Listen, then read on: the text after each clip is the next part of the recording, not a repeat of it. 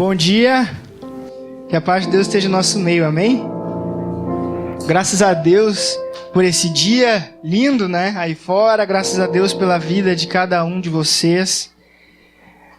Graças a Deus por aqueles que estão desde ontem, que posaram aí com a gente, ou que foram e voltaram. Graças a Deus por vocês que vieram hoje, que estão aqui com a gente. Também por aqueles que vão chegar. Eu sei que às vezes a gente fica na correria, o pessoal poderia estar viajando, como a Dê falou. O pessoal abriu mão de um feriado que poderia passar na praia, poderia passar visitando familiares, ou descansando em casa. Mas cada um de nós está aqui porque a gente abriu mão de algo para estar aqui, né? Nós abrimos mão do nosso conforto, abrimos mão do nosso lazer, do nosso tempo, daquilo que nós poderíamos fazer, porque nós temos uma convicção, nós temos uma esperança de que Deus tem algo para a nossa vida, né? O Maurício falou ontem, ele comentou aqui a respeito de como nós temos as nossas vontades, né? E que o ser humano ele é movido pela busca pelo prazer, pela busca pela satisfação, e que muitas vezes nós vivemos conflitos entre duas vontades dentro da gente, nós ficamos naquela briga, não sabemos o que nós vamos fazer, se nós vamos nos levantar para ir trabalhar ou ficar dormindo, né? E esse tipo de conflito todo mundo tem. Mas graças a Deus que vocês venceram os conflitos que vocês tiveram e decidiram vir para cá. Eu sei que não é fácil, o pessoal que trabalha, às vezes que arruma tudo, tem que abrir mão de bastante coisa. Porque passa o tempo todo aqui, o pessoal veio cedo ontem aqui arrumar, madrugaram praticamente, passaram o dia todo em função. Não é fácil. Não é algo que, como o Maurício tinha falado ontem, não é algo que nos traria um prazer carnal. Mas é algo que nos traz uma alegria que vem de Deus. Porque nós sabemos que estamos fazendo aquilo que agrada a vontade dEle, agrada a Ele, né? Então, antes de começar a mensagem, eu quero te convidar a fechar os teus olhos para a gente fazer uma oração. Senhor nosso Deus e nosso Pai, nós te agradecemos pelo dia de hoje, nós te agradecemos, Deus, pela oportunidade que Tu nos dá de estarmos todos reunidos aqui em Teu nome, Senhor. Nós te agradecemos, Deus, pela oportunidade que nós temos de Te ouvir, de aprender a respeito da Tua palavra, Senhor, e é isso que nós te pedimos nessa manhã. Que Tu venha falar aos nossos corações, que a Tua palavra venha de encontro aos nossos corações, nos trazendo aquilo que nós precisamos, abrindo os nossos olhos, nos trazendo esclarecimento, nos firmando a nossa fé e principalmente nos dando coragem para enfrentar aquilo que nós precisamos enfrentar e coragem, Senhor, para aceitar a Tua vontade, entendendo que ela é o melhor para as nossas vidas. Toma conta de cada um de nós aqui, Senhor, nos dá um momento agradável, é que nós te pedimos e nós já te agradecemos em nome de Jesus. Amém? Então, eu quero convidar vocês para abrir a Bíblia no Evangelho de João, no capítulo 4. Nós estamos acostumados a ver pessoas aí fora, pessoas que não têm a mesma fé que nós, ou pessoas que se dizem cristãs, que temem a Deus, mas que não têm o mesmo estilo de vida, os mesmos valores, os mesmos princípios que nós. E todas as pessoas, elas sempre dizem que têm algum tipo de fé, né? Que elas têm algum tipo de crença, algo que baseia a vida delas. Então, mesmo que tu vá perguntar para algum ateu, alguém que não tem uma fé em um Deus específico, um agnóstico, alguém que tem uma fé assim mais clara, essa pessoa ainda vai dizer, não, eu tenho as minhas convicções, eu tenho as minhas esperanças, eu tenho as minhas expectativas, e isso é o que norteia, isso é o que direciona a vida dessa pessoa. E não é diferente com a gente. Apesar de nós termos uma fé cristã, todos nós temos uma fé em comum, a fé em Cristo, de que Cristo pagou pelos nossos pecados, que a morte de Cristo é o suficiente para que nós possamos ter uma vida eterna, para que nós possamos ser filhos de Deus, para que possamos ter uma nova vida aqui ainda nessa terra, uma vida em abundância, uma vida de contentamento apesar das aflições, apesar das dificuldades. Mesmo tendo essa fé em comum, nós também somos levados ou guiados pelas nossas esperanças e as nossas expectativas, assim como todo ser humano. É comum Os nossos sentimentos, as nossas crenças, as nossas convicções são o que define as nossas atitudes. É o que define os nossos sonhos, é o que define os nossos planos, aonde a gente quer chegar, quais são as nossas metas, os nossos objetivos. E a gente pensa, às vezes, que isso não tem tanto impacto. Mas eu estava até pensando num exemplo que eu poderia falar, que é bem simples, eu acho que vai encaixar com todo mundo. O Maurício falou ontem sobre o prazer que nós temos, né? O corpo humano foi feito para isso e que um dos prazeres é comer. E para vocês terem noção do quanto nós somos impactados pelas nossas próprias convicções. Quando uma pessoa começa a acreditar que uma comida faz mal, ela deixa de comer. Né? Isso é simples, básico. Tem gente aí que não toma Coca-Cola e refrigerante há bastante tempo. Já existe também aquelas pessoas que acham errado comer carne. Não pode comer carne, porque vai estar fazendo mal para o animal e tudo mais, é uma vida. Então, essas pessoas elas se alimentam apenas de vegetais, de ovo, leite, essas coisas, mas carne elas não comem. Se tu perguntar para elas como seria o casamento do sonho, né? Se tu sonha em casar, como é que vai ser o casamento? Ela, vai ser lindo, vai ter um bolo, vai ter uma festa, vai ter carne? Não, não vai ter carne. Se tu for conversar com alguém que é cristão, que não concorda com o consumo de álcool, acha que não faz bem, acha que o álcool não faz bem, tu vai perguntar para essa pessoa o que ela pensa, como seria uma festa de casamento ideal para ela. Ela diria que seria uma festa sem álcool. Mas uma pessoa que não tem esse princípio, uma pessoa que não tem convicção, isso não vai fazer a menor diferença. Ela vai fazer uma festa para todo mundo se embriagar. Entende como as nossas convicções acabam definindo muitas coisas da nossa vida? A gente não para pensar. Mas isso faz toda a diferença.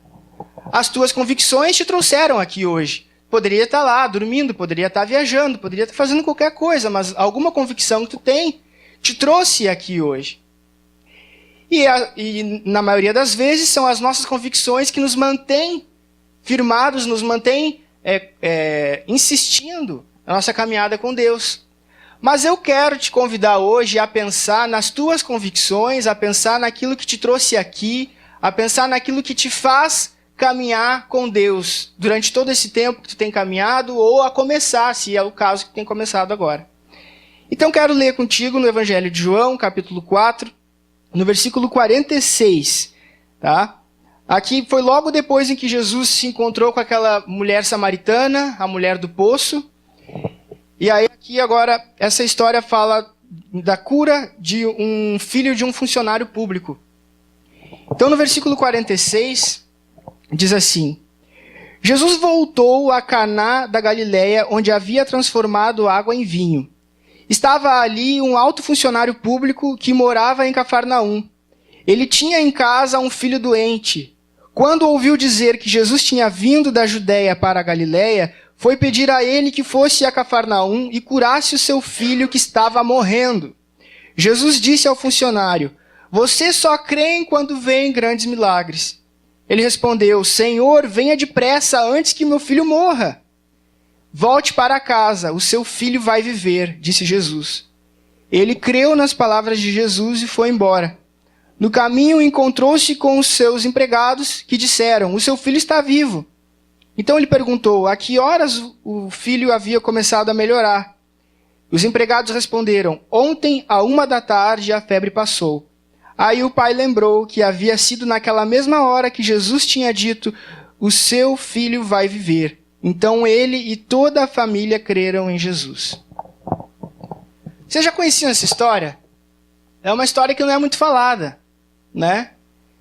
E aqui Jesus, ele estava viajando, ele tinha passado lá pela terra da mulher samaritana, Samaria, né? Não lembro o nome da cidade, mas ele chegou em Caná, que era o mesmo lugar onde ele havia transformado água em vinho. Então ele já era conhecido naquele lugar porque ele transformou água em vinho em uma festa, um lugar cheio de gente. Provavelmente as pessoas já tinham ouvido falar dele, ou isso se não tiveram provando vinho na própria festa em que ele transformou água em vinho. Enquanto Jesus estava ali, veio um homem de outra cidade, Cafarnaum, um homem que estava com um filho morrendo, doente, sem saber o que fazer. Esse homem, mesmo sendo um alto funcionário público, mesmo sendo mais abastado do que os outros, mesmo tendo mais recursos, tendo mais dinheiro, ele não tinha o que fazer. E o desespero daquele homem naquele momento, aquela situação foi tão desesperadora, que ele saiu da cidade dele, deixou o filho doente com os empregados e saiu até Jesus. E aquela época não era que nem hoje, que tu pega um carro e daqui a 20, 30 minutos tu está ali encharqueado. Eles iam de a pé ou iam de cavalo, de burro. As viagens demoravam dias, né? Eu não sei precisar aqui a distância entre Cafarnaum e Caná, mas não era perto. Não era assim tão perto. E esse homem chegou até Jesus, finalmente, imagino eu que cansado, com os pés sujos da viagem, né? Imagina, quanto? 25 quilômetros. É longinho. 25 quilômetros não é assim. Ele chegou em Jesus, já cansado da viagem, provavelmente, estava com pressa, devia estar ofegante, de repente, dizendo, Senhor, vem curar o meu filho está morrendo. E Jesus trata ele desse jeito. Estranho, né? Quando eu li esse texto, há um tempo atrás, eu pensei, que absurdo! Mas que absurdo, o cara chegou ali, Senhor, meu filho está morrendo. E Jesus disse, tá, ele vai ficar bem. Tá, e aí? Tu não vai na minha casa? Tu não vai lá? Tu não vai? Como assim? Tu vai me tratar desse jeito?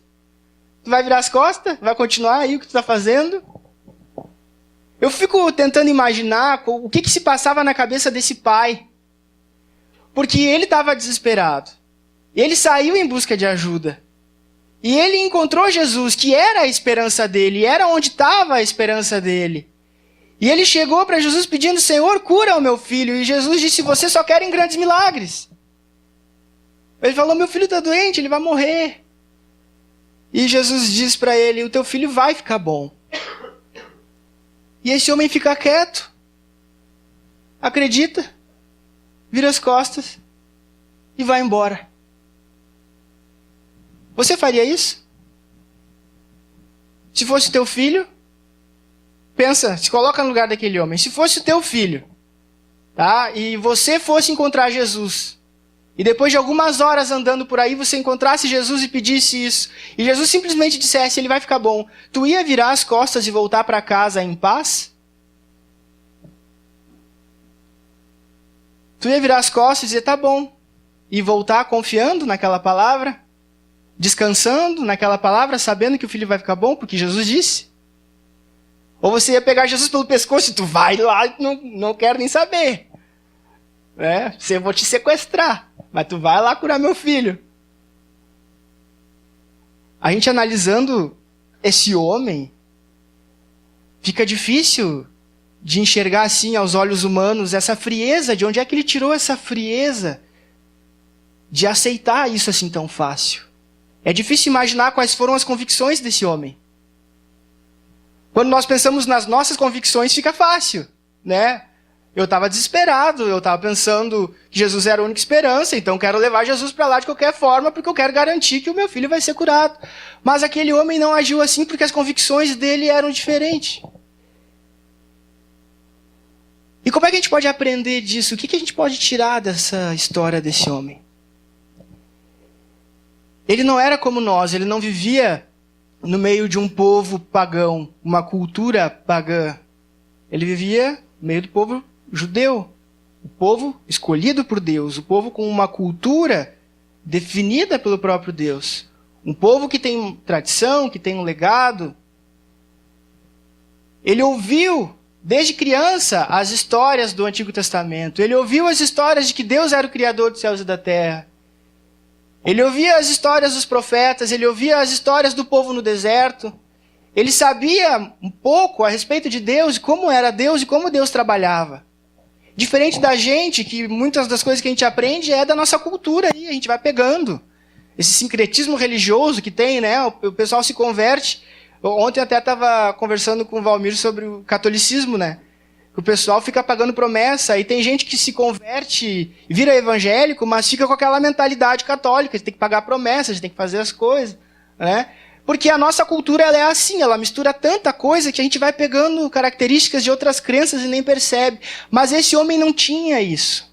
porque a cultura dele era diferente. Então, como a gente vai explicar a fé que ele tinha? Como a gente vai explicar as convicções dele? Eu quero abrir com vocês em Hebreus, capítulo 11.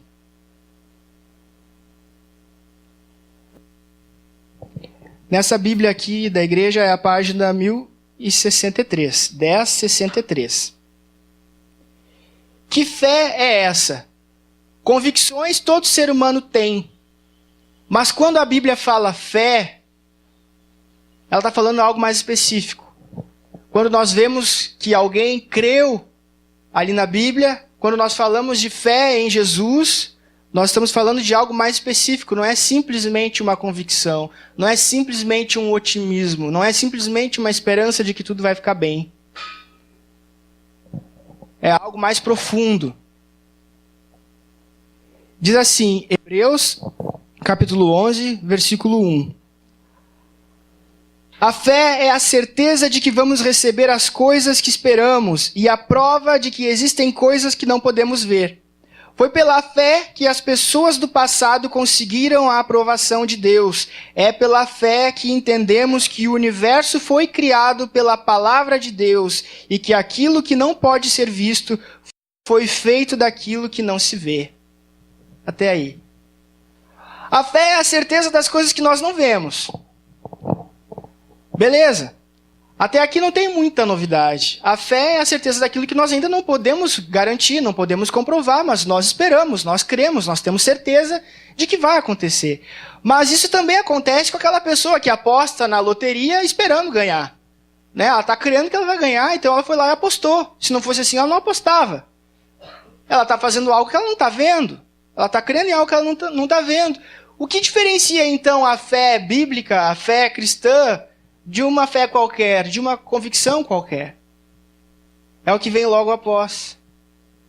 Porque diz assim, é pela fé que nós entendemos que todo o universo foi criado pela palavra de Deus.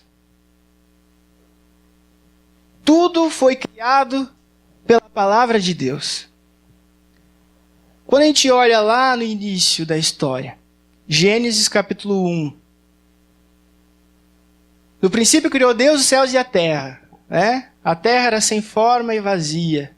O Espírito de Deus pairava sobre as águas. E Deus disse, haja luz. E a luz começou a existir.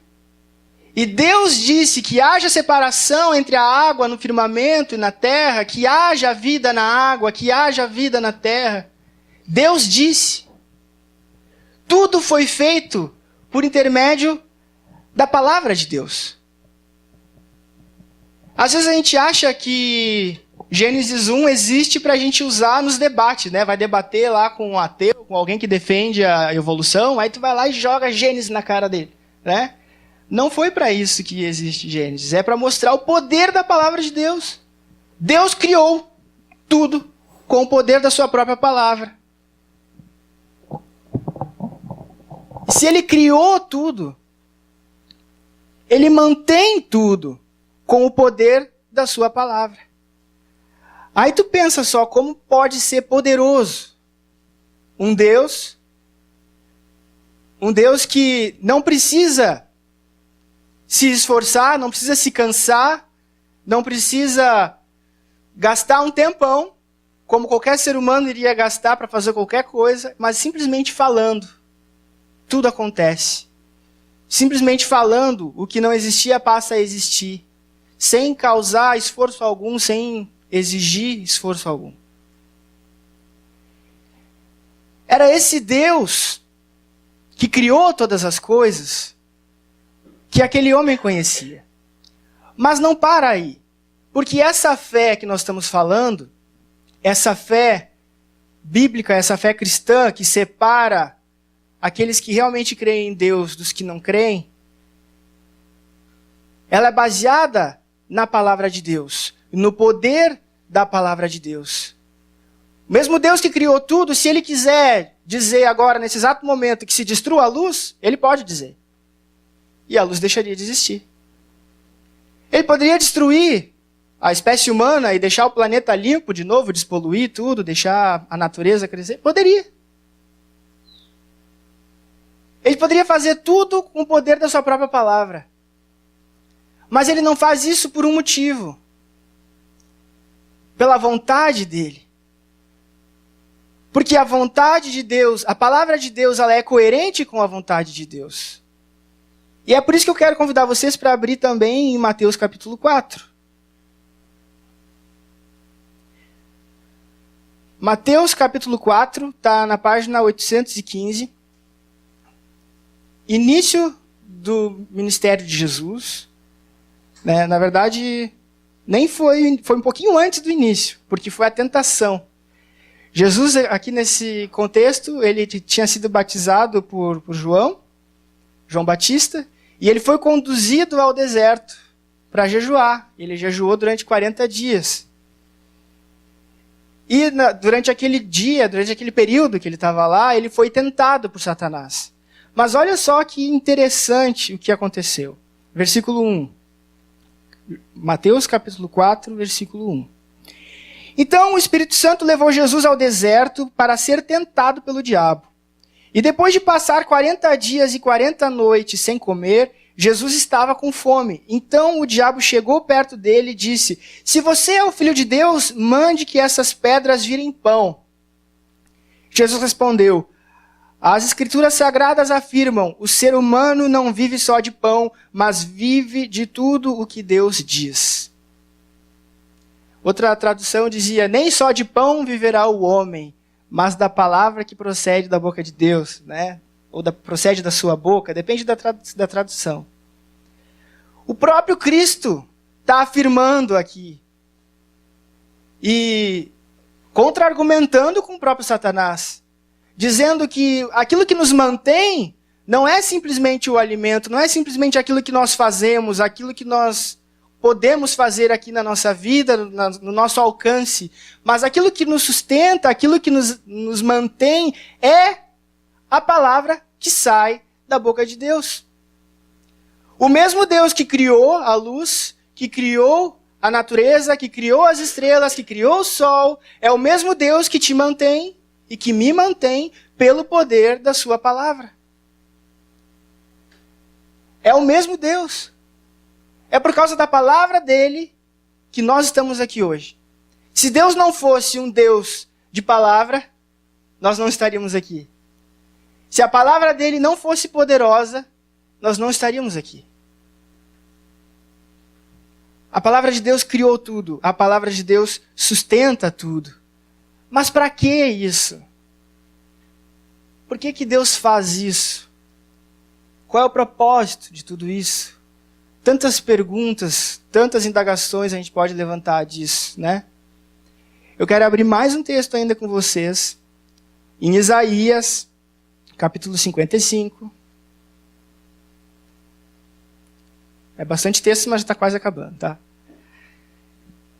Está na página 635 dessa Bíblia aqui. Isaías 55.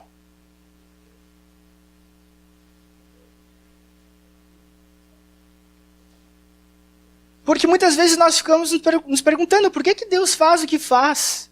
Por que Deus preferiu fazer desse jeito ou desse outro jeito, enfim. A gente fica tentando entender Deus, eu até falei isso semana passada lá na igreja, a gente fica tentando encaixar Deus dentro da nossa cabeça, como se pudesse entrar ali, né? Como se pudesse caber. Não cabe, a nossa cabeça é pequena demais, nem tu guardar o oceano num copo. Não vai, tu não vai entender o que Deus pretende fazer, quais são os pensamentos dele. E é isso que fala em Isaías, capítulo 55, no versículo 8.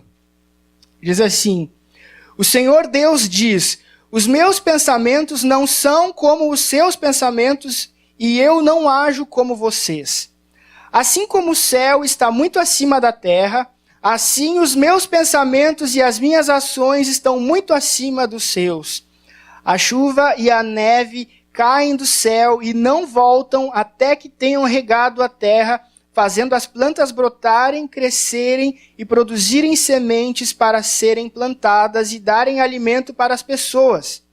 Assim também é a minha palavra, ela não volta para mim sem nada, mas faz o que me agrada fazer e realiza tudo o que eu prometo.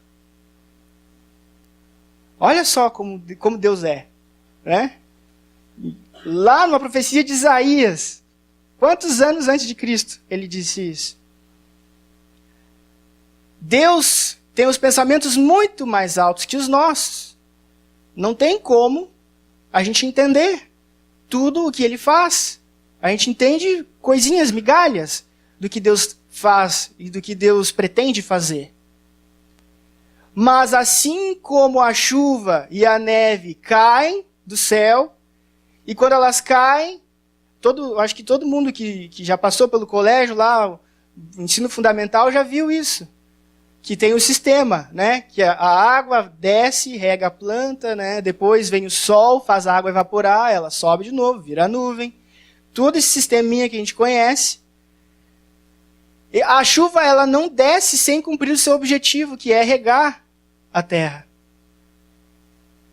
Ou seja, se a própria natureza cumpre o seu propósito, se a própria chuva cumpre o seu propósito, quanto mais então é a palavra de Deus, que jamais volta vazia. Ou seja, quando Deus fala alguma coisa, aquilo que Ele quer que aconteça, acontece. Sabe quando tu quer conversar com alguém?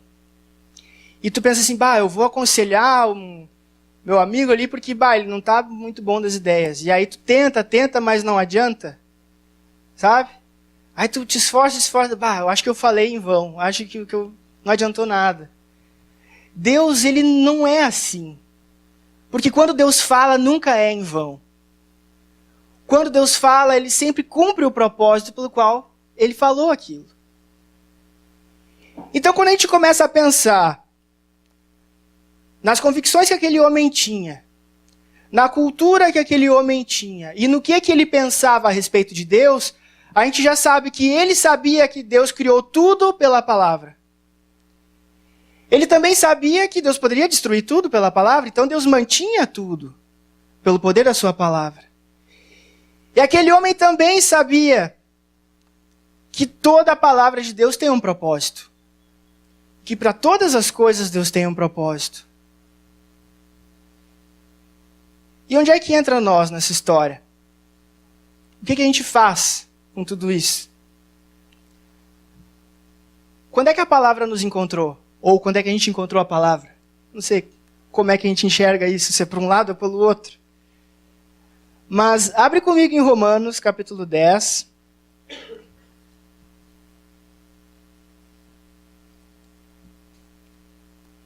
Aqui está na página 990. Romanos, no capítulo 10. Eu amassei papelzinho, tem que lembrar o versículo, né?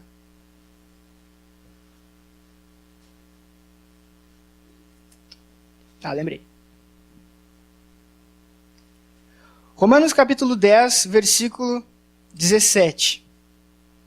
Diz assim: portanto, a fé vem por ouvir a mensagem, e a mensagem vem por meio da pregação a respeito de Cristo.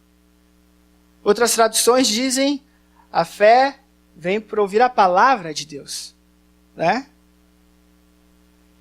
Percebe como a Bíblia, quando ela fala de fé, ela não está simplesmente falando de crença? Ela não está simplesmente falando de convicção, mas ela está falando de uma fé um pouco mais profunda, uma fé em Deus, uma fé na palavra de Deus? Porque se a fé só vem pelo ouvir a palavra de Deus, é porque essa fé é na palavra de Deus. Consegue entender isso?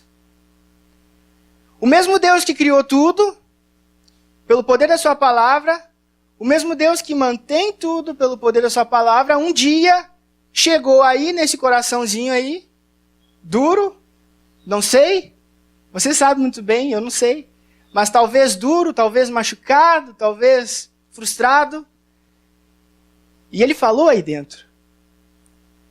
Essa mesma voz que disse haja luz, essa mesma voz que disse para que houvesse separação entre a água, entre o firmamento e a terra. Essa mesma voz chegou no teu coração e disse que haja luz, que haja esclarecimento, Que haja separação entre o que é certo e o que é errado. Que haja convencimento a respeito do pecado, da justiça, do juízo. Essa mesma voz, essa mesma palavra entrou aí dentro. E ela também não é em vão. E o mesmo poder que criou todas as coisas, o mesmo poder que sustenta todas as coisas, é o poder que deve sustentar a nossa fé. As nossas convicções humanas, elas são baseadas nos nossos sentimentos, nos nossos valores, nos nossos princípios, nas nossas experiências. Então, quando nós passamos por uma dificuldade, quando nós passamos por uma crise, muitas vezes as nossas crenças humanas, as nossas convicções, elas esmorecem. Porque tu perde aquele otimismo, tu perde aquela esperança, aquela fé na vida, aquela fé no futuro, tu perde, tu pensa assim, eu tô perdido, o que vai ser do meu amanhã? Né? Que nem o exemplo que a Dê falou do ano passado. Imagina só dentro de um hospital, fica difícil tu enxergar. Quando é que eu vou ter alta? Quando é que esses remédios vão fazer efeito? Será que o médico está acertando? Será que não está? Será que está me enrolando? As nossas convicções humanas, elas são limitadas demais. Então, aquele homem, quando ele encontrou com Jesus,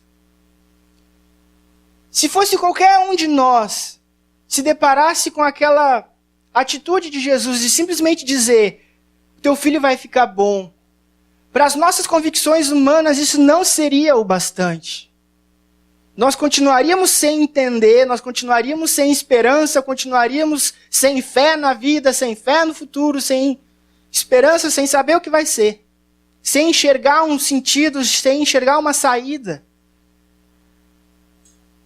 Mas a fé que Deus nos dá, a fé que um filho de Deus tem, não é uma fé humana, não é baseada em sentimentos, não é baseada nas nossas experiências, não é baseada nas nossas sensações. É baseada na palavra de Deus. É baseada naquilo que Deus tem para nós. Eu falei antes aqui que eu queria te convidar a pensar sobre aquilo que te trouxe. Quais foram as tuas convicções? Qual crença, qual fé que te trouxe aqui? Como anda a tua fé? Provavelmente você estava otimista. Né? Eu vou lá porque o retiro vai ser legal, o retiro vai ser bom. Uma convicção, uma expectativa nesse sentido, uma expectativa humana. Às vezes é uma expectativa já em Deus. Não, vou lá porque Deus vai falar comigo, Deus tem algo para mim. Mas via de regra, se você chegou aqui ontem ou hoje e não gostou de alguma coisa, eu não gostei do lugar, está muito quente, ou não gostei porque o Guito está falando um monte de coisa que eu não entendi, isso provavelmente já seja o suficiente para te frustrar e fazer com que você pense que, não deu nada, vou sair daqui do mesmo jeito, perdi meu tempo. As tuas convicções humanas não mudaram. Mas pasme, as tuas convicções humanas, elas não vão mudar mesmo, porque tu é ser humano. Tu vai continuar tendo os teus sentimentos, tu vai continuar tendo os teus medos, tu vai continuar tendo os teus conflitos, tu vai continuar tendo as angústias, as preocupações que tu tem, porque elas fazem parte da vida. As fraquezas, as dificuldades, todos nós temos. Quando a gente se converte, quando a gente começa a crer em Deus, Deus não tira a nossa carne, né? Não, pelo contrário, a gente começa a lutar, carne e espírito, como a gente cantou aqui naquela canção. Isso faz parte. Mas qual é a diferença daquele que crê em Deus, daquele que tem uma fé firmada na palavra de Deus, na fidelidade de Deus, no poder de Deus, e não no seu próprio poder, na sua própria capacidade? A diferença é que quando nós vivemos uma crise, quando nós estamos numa circunstância em que a gente não enxerga a saída, a gente não perde a fé. A gente não perde a fé. A Bíblia é cheia de histórias de pessoas que não perderam a fé. Abraão era velho. A mulher dele era estéril. Mas Deus disse, eu vou te fazer pai de uma multidão. Se fosse contigo. Imagina tu lá com teus 90 anos. Sem nunca ter nenhum filho. Tua esposa é estéril, tão velha quanto tu, imagina. E aí tu pensa assim, como é que eu vou ser pai de uma multidão com essa idade? Mas ele foi. Ele foi pai de uma multidão. Moisés, ele nasceu no Egito, mas ele foi criado no palácio, né? E quando ele ficou adulto, ele fugiu para o deserto. E ele vivia escondido no deserto. Ele tinha medo de voltar para o Egito. E ele também tinha um problema de fala. Muitos dizem que ele era gago. Mas lá naquele deserto, escondido, Deus chamou ele. E Deus disse, eu vou te usar para libertar o povo do Egito. Eu vou tirar o meu povo do Egito. Vão deixar de ser escravos. Imagina se fosse contigo. Tu vivendo escondido durante anos num deserto, sem falar muito, provavelmente com alguma fobia social por causa da fala, por causa da gagueira. E Deus te chama, faz lá uma sarça queimar na tua frente, fala contigo, tira as sandálias do teu pé, porque o lugar onde tu está pisando é santo. Eu vou te usar para libertar o meu povo. O que tu faria? Que eu? Eu? Não. Né? Não errou? Com certeza a gente ia duvidar, porque a nossa fé é tão fraca, né? Tão frágil. Sabe por que a nossa fé é frágil? Porque ela está baseada nas nossas crenças humanas, na nossa carne, nas nossas convicções humanas. Quando tudo está bem, eu estou bem. Quando eu não estou passando por enfermidade, quando a minha família está bem, quando as coisas estão indo bem financeiramente, aí eu estou bem com Deus, eu sou grato. Adoro ir na igreja agradecer. Né? Ou o oposto. Quando as coisas não estão indo bem, quando a minha família não está bem, quando eu estou com problema de saúde, aí eu vou buscar a Deus porque eu preciso de Deus. Mas no momento que eu fico bem, que as coisas são resolvidas, eu já não preciso mais, porque a minha fé estava baseada apenas naquela aflição. A minha fé estava baseada apenas naquele problema. No momento que o problema acaba, a fé acaba.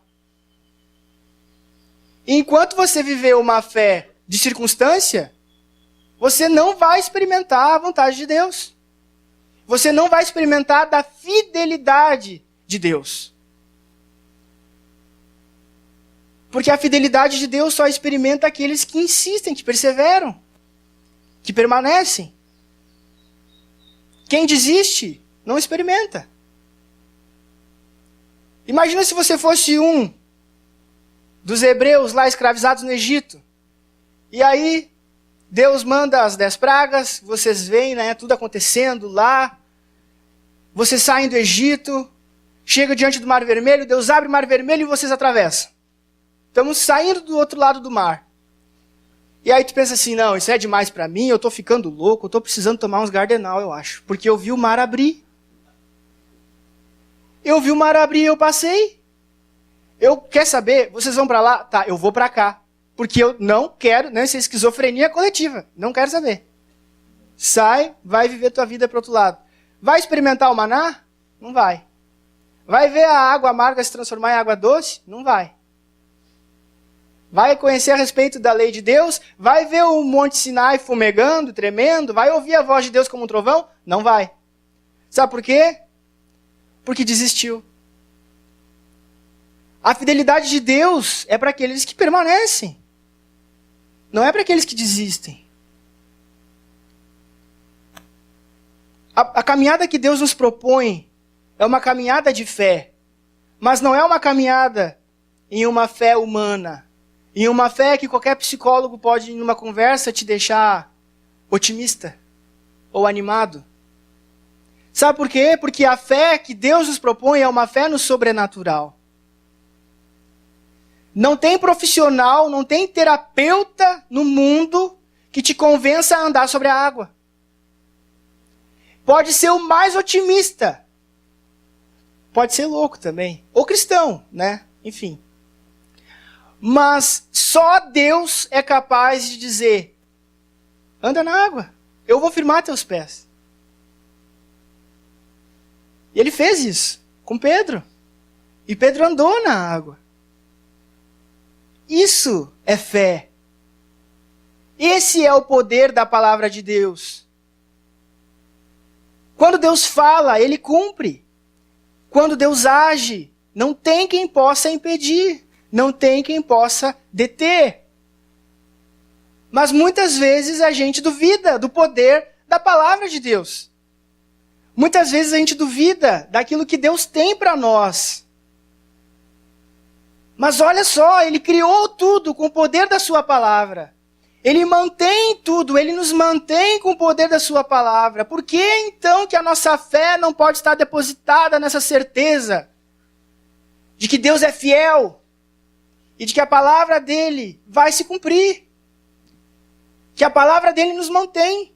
Se ele te chama para uma vida de separação do mundo, onde tu precisa lutar contra as tuas fraquezas, lutar contra as tuas dificuldades, é porque ele vai te ajudar e ele é fiel.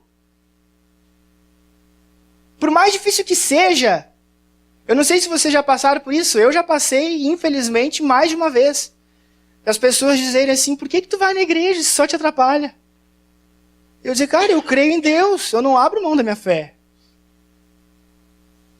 As pessoas não entendem. Não faz sentido para elas. Por que tu crê? Eu creio porque eu sei que a minha fé não está em mim. Não está na minha capacidade. Não está naquilo que eu posso fazer dentro da igreja, dentro de uma religião. A minha fé está naquele que me chamou. Ele sabe o que ele tem para fazer na minha vida e ele vai fazer o que ele quiser. Eu só estou aqui. Eu só estou crendo. Eu só estou perseverando.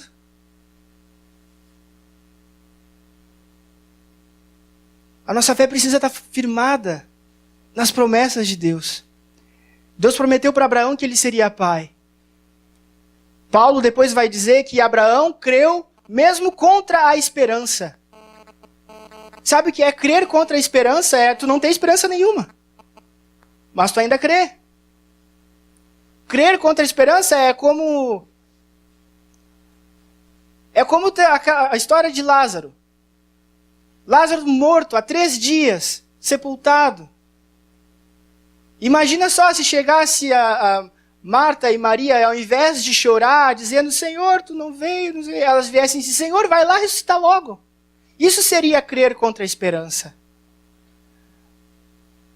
Mas elas não estavam assim, elas estavam desesperadas. Assim como a gente também se desespera, assim como a gente também se frustra.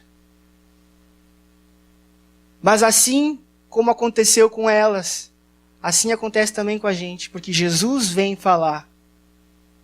Jesus vem tocar no nosso coração.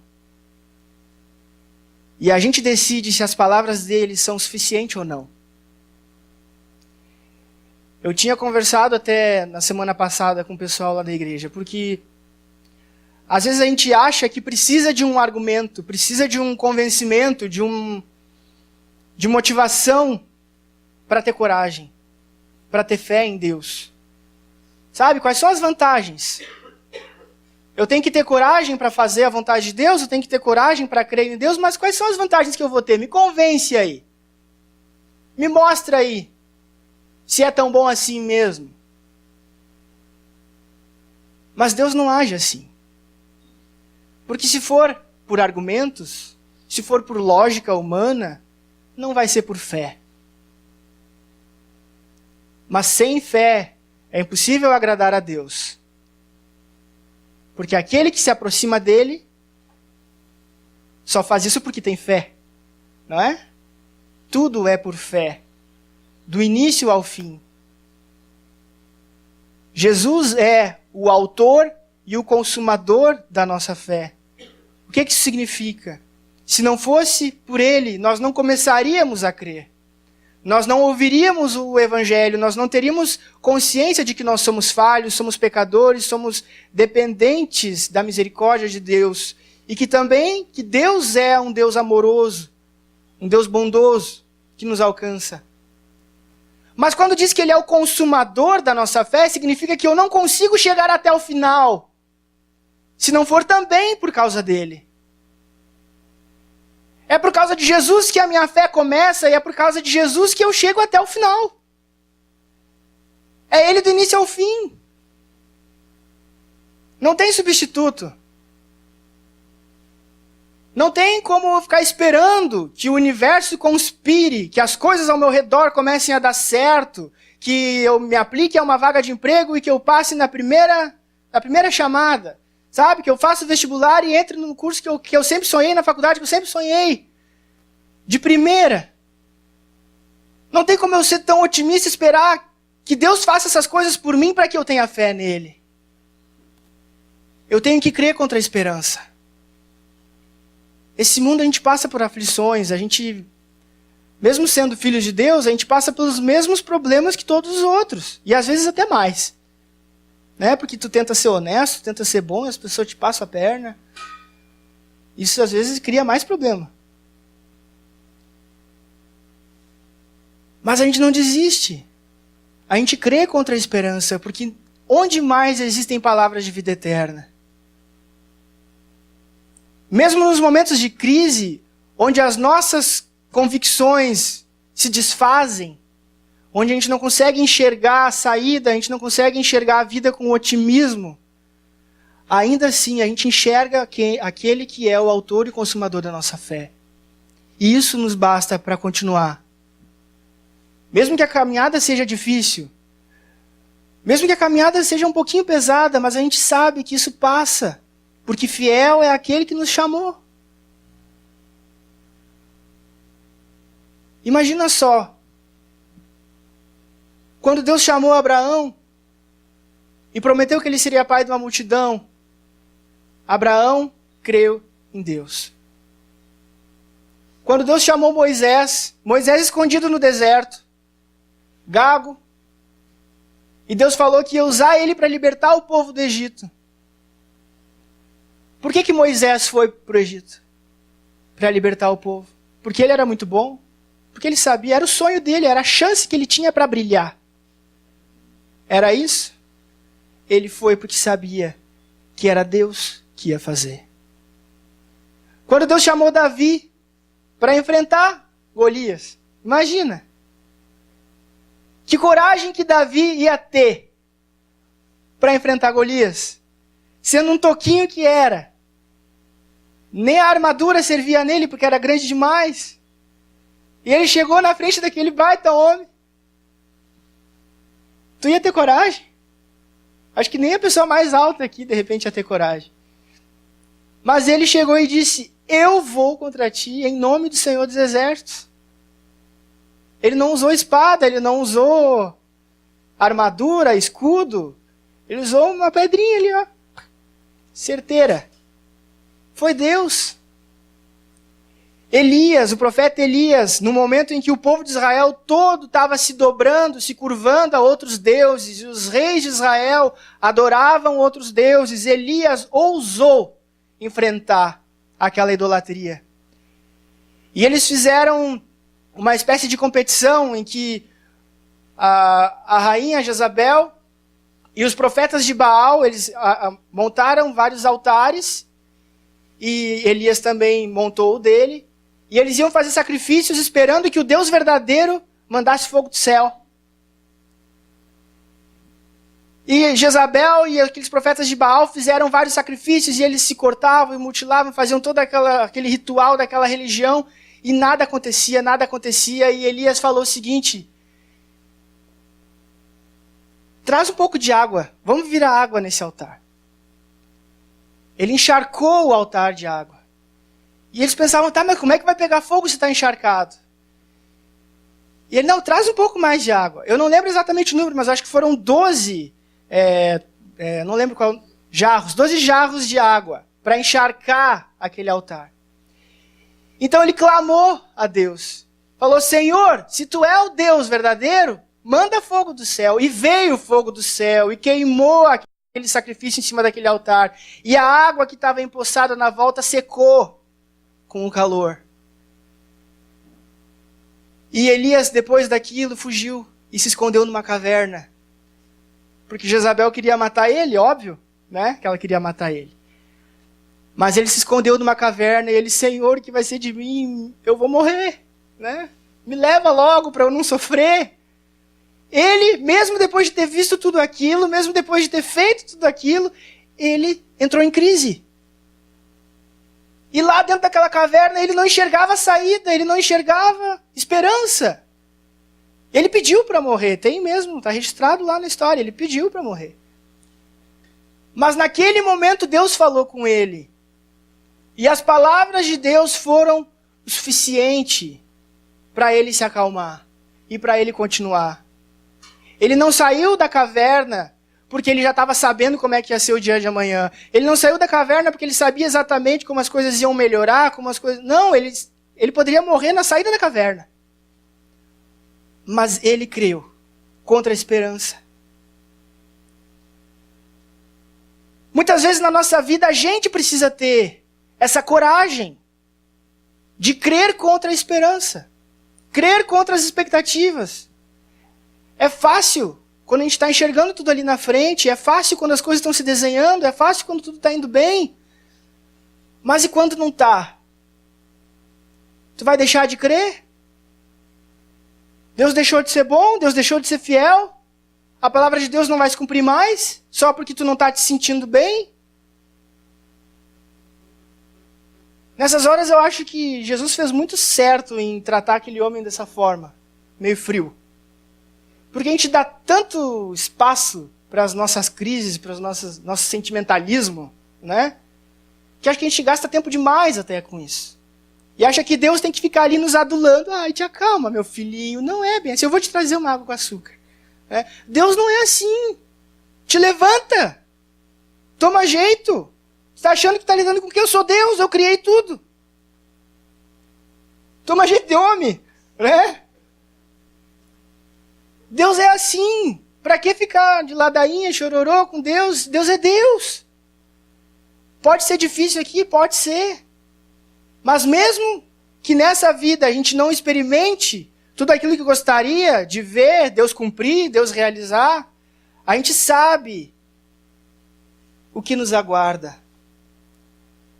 Deus tem promessas para a igreja. Jesus prometeu a paz, né? A minha paz vos dou. Ele prometeu o Consolador, o Espírito da verdade que o mundo não pode receber. Ele prometeu vida eterna. Ele prometeu que ia preparar um lugar para nós. E que ele voltaria para nos buscar. Ele prometeu que esse lugar não vai ter choro, não vai ter dor, não vai ter doença. Ele prometeu. Aí eu te pergunto, isso basta para ti? As palavras de Jesus te bastam? Para aquele homem, as palavras de Jesus bastaram. Ele voltou para casa. Ele viu o filho dele viver.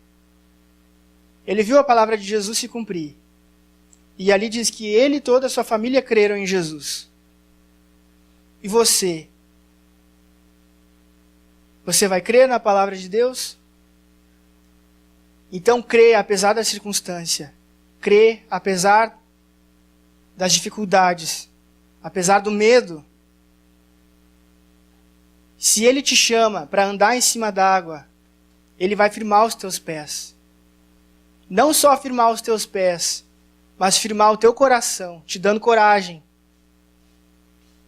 Porque até isso é ele que dá. Porque sem ele a gente não consegue nada. Amém? Quero te convidar então para fazer uma oração, se você quiser se colocar de pé.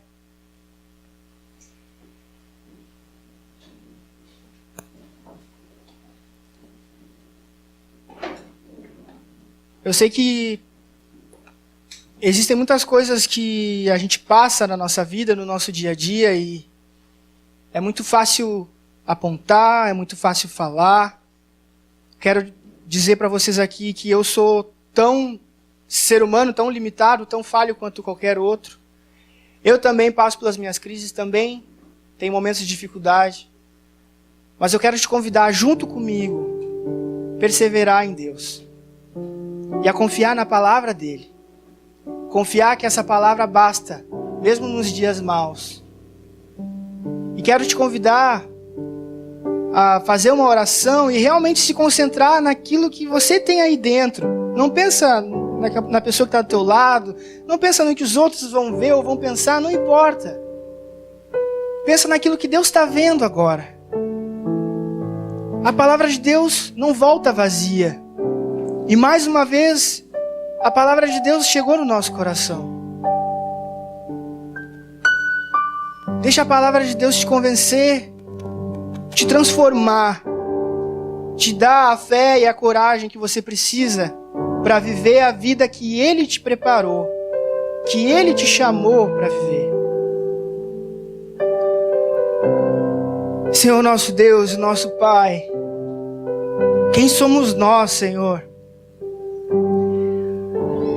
Quem somos nós diante de Ti? O Deus Criador dos céus e da terra. O Deus que criou tudo com o poder da Sua palavra. O Deus que nos sustenta todos os nossos dias com o poder da Sua palavra. Um Deus que nos ama. Um Deus que nos alcança apesar das nossas falhas, apesar das nossas dificuldades, apesar das nossas limitações. Um Deus que insiste em nós apesar das nossas frustrações. Quem somos nós, Senhor? Muitas vezes nós desanimamos, muitas vezes nós não enxergamos saída. Muitas vezes nós não enxergamos o dia de amanhã com otimismo. Mas Tu não deixou de ser Deus. Tu não deixou de ser fiel. Tu não deixou de ser um Deus bondoso, amoroso. O mesmo do início até o fim. Tu não deixou de ser o autor e o consumador da nossa fé. Nos faça entender, Senhor, que é preciso crer contra a esperança quando não houver esperança. Nos faz entender, Senhor, que Tu nos chamou para viver o sobrenatural. E que Tu nos capacita, Tu nos encoraja a viver esse sobrenatural. Que sozinho nós não podemos fazer nada, mas nós não estamos sozinhos, porque Tu está com cada um de nós. Tu nos prometeu, Jesus, que estaria conosco todos os dias até o fim dos tempos. E nós temos essa certeza, nós temos essa garantia, porque o Teu Espírito habita em nós. E nós podemos descansar, nós podemos confiar, apesar das circunstâncias ao nosso redor, apesar das frustrações, apesar das aflições. Nós podemos confiar em Ti, Senhor. Nós podemos ter a paz que excede todo entendimento, aquela paz que nós não podemos explicar, a não ser pelo fato de que é Tu quem nos dá. Quem somos nós, Pai, para que Tu nos ame tanto assim e nos alcance assim? Que a Tua palavra venha nos fortalecer nessa noite, nessa manhã. Venha fortalecer a nossa fé.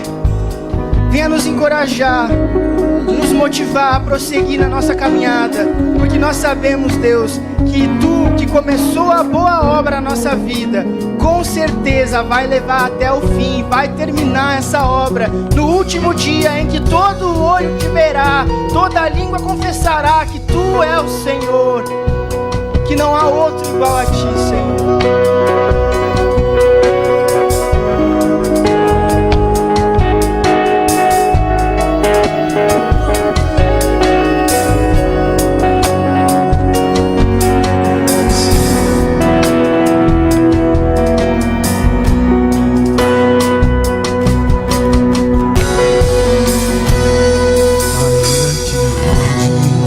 Pelo vale, na sombra da morte,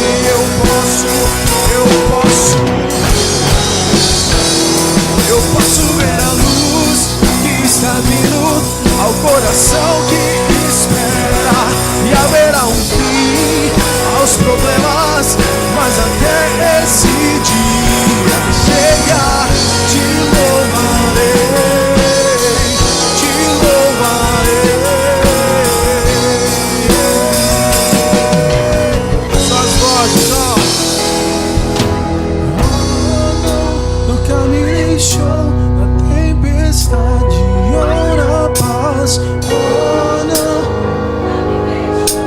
Quando nunca me deixou.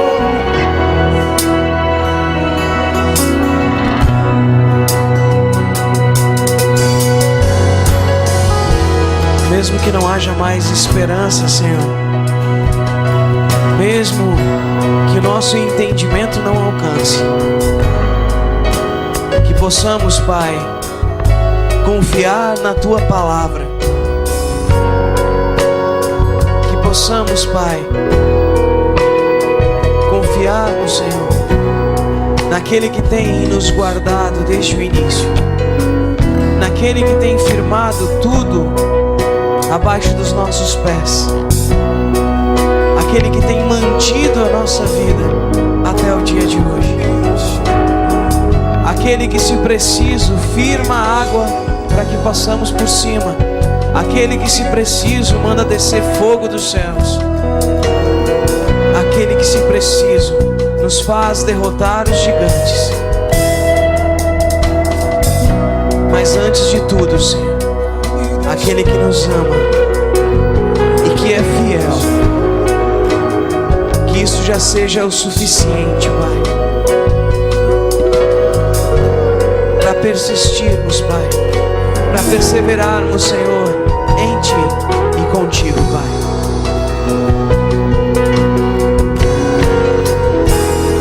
Eu posso ver a luz que está vindo ao coração que espera, e haverá um fim aos problemas, mas até esse dia chegar, te louvarei, te louvarei. Com os olhos da fé, você pode ver a luz de Deus. Eu posso ver a luz que está vindo ao coração que espera, e haverá um fim aos problemas, mas até esse dia chegar, te louvarei, te louvarei.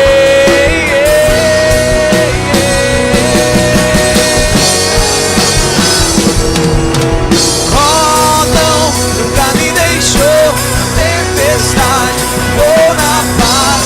Oh, não, nunca me deixou quando bem, quando mal. Oh, não, nunca me deixou. Oh, o Senhor nunca me deixou.